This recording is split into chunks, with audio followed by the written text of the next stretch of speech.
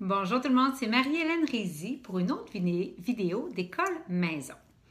Alors, si vous n'avez pas vu mes autres vidéos, je vous invite à retourner les écouter parce qu'il s'agit d'une série qui suit tout un ordre chronologique pour vous aider à vous structurer et à réussir votre aventure d'école maison. Alors, là, on commence une série de 3 vidéos à propos de bâtir votre curriculum et de faire votre plan de cours pour les 6 prochains mois à 1 an. Alors, aujourd'hui, je vais vous parler de choisir votre curriculum. C'est le premier des 3 vidéos. Et d'abord, je veux vous dire, pour commencer, que si vous avez suivi mes premières vidéos, que vous êtes familiarisé avec la loi, que vous avez donné votre lettre d'intention, que vous avez retiré votre enfant de l'école, que vous avez organisé vos premières journées, que vous vous êtes donné une vision pour votre école maison, que vous avez fait le ménage dans vos engagements, vous êtes rendu maintenant à choisir votre curriculum. Et je sais qu'il y a des familles qui font l'école maison toute l'année durant, mais c'est pas mon cas et c'est pas notre cas. Moi, je suis très traditionnelle dans mon approche et j'aime suivre un calendrier qui est similaire à celui de l'école. Donc, je prends 1 mois et demi de vacances l'été, je suis en congé durant le temps des fêtes et je prends une pause à l'automne et au printemps. Et je vais vous dire que ça a vraiment fait beaucoup pour ma sanité. Alors, donc, durant ce temps de congé à Noël et moins à Noël parce que mon curriculum y est fait, mais durant l'été ou durant les congés, comme là présentement, au moment où je vous fais la vidéo, on est en mai et je commence déjà à rassembler mon curriculum pour mon année prochaine. Mon fils va être en 3e année et donc je ramasse mon curriculum pour l'année prochaine pour être en mesure de... Mon intention à moi est de déposer un plan de scolarisation à ma commission scolaire à la mi-août, dernière d'août, et d'avoir déjà tout acheté mon matériel en juin, début juillet. Donc, j'aime ça prendre déjà, pour pas trop prendre ça dans mes congés, mais même si je vais être obligée d'en prendre un petit peu, déjà prendre cette période de l'année, me réserver du temps pour planifier et penser à mes fournitures, mes cahiers, mon curriculum et quelle compagnie je vais vouloir acheter dans chaque matière. Et le fait que je sois préparée et le fait que vous allez être préparé, vous allez voir que ça réduit énormément votre stress. Ça va vous assurer de ne pas être dans le chaos et vous allez être dans cette paix-là de savoir que vous allez pouvoir tout enseigner ce que vous allez avoir enseigné. Puis ça va aussi vous donner la liberté de prendre des congés sans culpabilité. Et ça vaut beaucoup. Alors, donc, vous allez être capable, puis vous allez sentir et voir, d'après votre planification, quand vous pouvez vous permettre de dire, bon, ben finalement, jeudi, on va terminer plus tôt, puis on va aller faire telle chose, parce que votre planification de cours, votre curriculum va être vraiment très structuré et organisé. Donc, quand on choisit un curriculum, la première chose à faire, c'est de faire la liste de vos sujets. Et pour ça, je vous invite à aller, parce que vous êtes du Québec si vous m'écoutez, en tout cas, ça va plus s'appliquer au Québec, ce que je vais dire. Vous allez aller sur le site du ministère de l'Éducation et là, vous allez pouvoir, le MELS, qu'on appelle au Québec, et vous allez pouvoir y lire sur la progression des apprentissages. Et là, vous allez avoir pour chaque année, les matières qui doivent être enseignées. Évidemment, moi, je les enrichis. Je ne m'en tiens pas qu'à cette spécificité-là. Je vous donne un exemple. Mon fils est en 2e année, donc moi, j'ai décidé de lui enseigner sur les religions et la Bible, entre autres, comme un des textes de sagesse, la lecture, les mathématiques, l'écriture, le vocabulaire, l'anglais, les mathématiques, il y a des cours de sciences, c'est pas obligatoire en 2e année. Il va avoir l'art, la musique, évidemment, l'éducation physique. Alors, donc, et quand je dis les arts, je veux dire les arts plastiques. Donc, ça, c'est la première chose. Je vais aller sur le site du ministère et c'est ce que je vous conseille de faire. Vous allez lister vos sujets et là, une fois que vous allez avoir décidé quel sujet vous voulez enseigner et peut-être que vous voulez l'enrichir, ce curriculum-là, en ajouter d'autres par-dessus les sujets obligatoires, alors là, vous allez devoir en venir à choisir quels vont être les livres comme tels et le matériel pédagogique que vous allez utiliser. Donc, moi, typiquement, je vais continuer avec des choses qui ont fonctionné pour mon fils et avec nous. Un exemple, pour les mathématiques, cette année, on avait pris numérique. Bien, je vais le garder en troisième année. Il n'y a pas de raison que je le laisse. Et là, gardez en tête que si vous êtes nouveau dans l'école maison, ça se peut que ce processus-là vous prenne plus de temps. Alors, pour vous donner la carte du territoire, je vais vous montrer où on s'en va. Là, vous allez choisir votre matériel pédagogique. Je vais vous donner les étapes que moi, je traverse, en plus de ce que je viens de vous nommer. Ensuite, vous allez décider de votre horaire annuel. Après ça, on va aller tout placer nos leçons et je vais vous parler d'un logiciel, moi, que j'utilise. Et là, on va se ramasser avec un plan de cours de fait pour le prochain 6 mois ou 1 an et c'est extraordinaire, vous dire la vie qu'on récupère. C'est pour ça que je peux me permettre de faire une vidéo avec vous en ce moment puis que notre journée d'école est terminée et que je suis en paix. Alors, donc, quand vient le temps de chercher mon curriculum, je reviens à ce que je disais. Premièrement, je continue avec ce qui fonctionnait. Deuxièmement, moi, j'ai une bonne relation avec ma commission scolaire.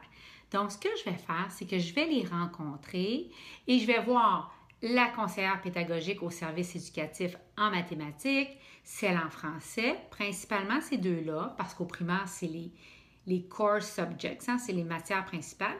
Et là, je vais aller discuter avec eux autres, puis on va échanger des ressources. Je vais leur dire ce que moi j'ai trouvé, je vais leur parler de la personnalité de mon fils, je vais parler de sa concentration, de ses difficultés, puis je vais prendre toutes les ressources qu'ils vont me donner. Ils vont me parler de nouveaux manipulables en mathématiques, ils vont me parler de sites d'orthographe en français, etc. Je vais ramasser tout ça et habituellement, quand je ressors de leur bureau, mes cahiers de savoir pédagogique, donc les cahiers principaux, j'aurais dû m'en apporter un, ça va être clair. Donc ça, je vais savoir que je fonctionne avec numérique ou je vais savoir que je vais fonctionner avec zigzag ou avec ABC avec majesté. Donc, alors je repars avec tout ça. Et pourquoi? Parce que dans un premier temps, les autres ils ont une vue beaucoup plus large de ce que produisent les maisons d'édition.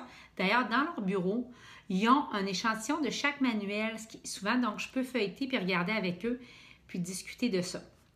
Je les prends en photo et là, je pars avec ça.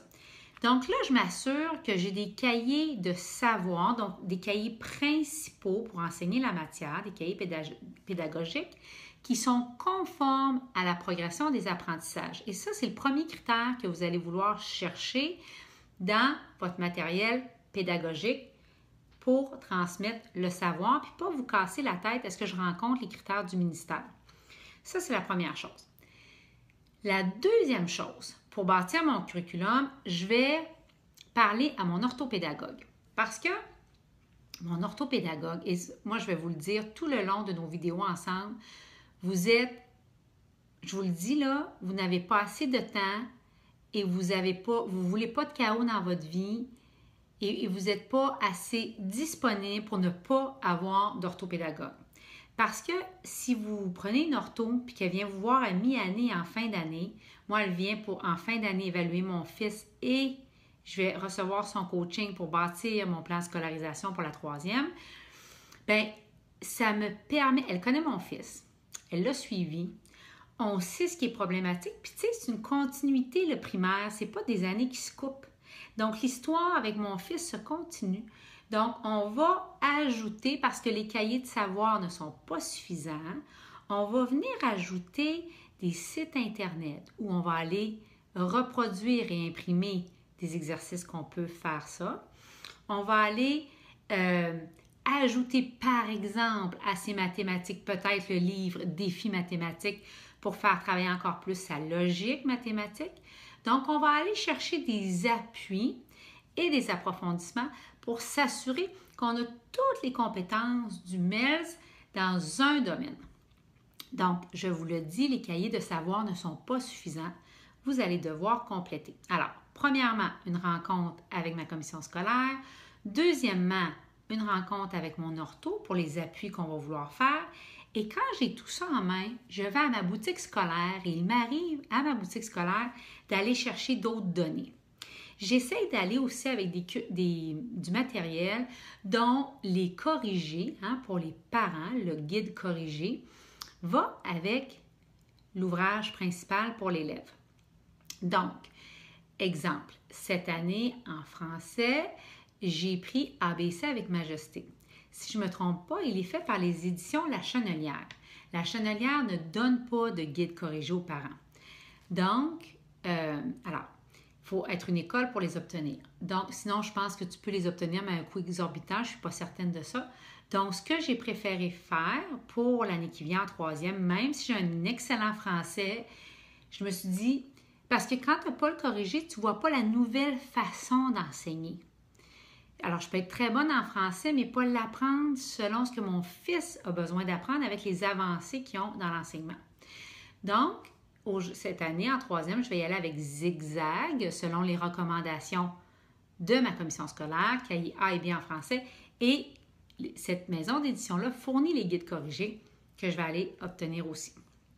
Maintenant, alors, ce que je voudrais dire en finissant cette vidéo, c'est que je ne pense pas que j'ai trouvé encore et que je ne trouverai jamais un curriculum parfait directement en dehors de la boîte, tout inclus.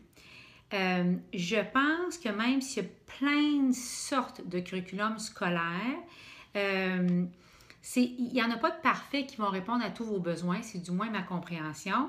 Donc, alors en essayant différentes choses sur votre enfant, en parlant aux experts et en allant à votre boutique scolaire, puis en feuilletant les œuvres comme telles, le matériel pédagogique, bien, vous allez être capable de vous faire une tête. Parce que parmi les façons de faire l'école à la maison, bien, tu as la méthode traditionnelle dans laquelle on suit vraiment ce que l'enfant expérimenterait à l'école d'une manière plus équivalente selon la loi et en utilisant un système aussi d'évaluation traditionnelle.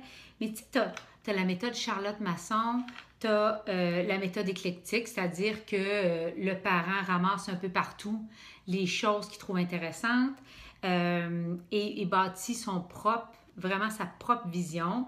Tu as la méthode Montessori, tu as le unschooling.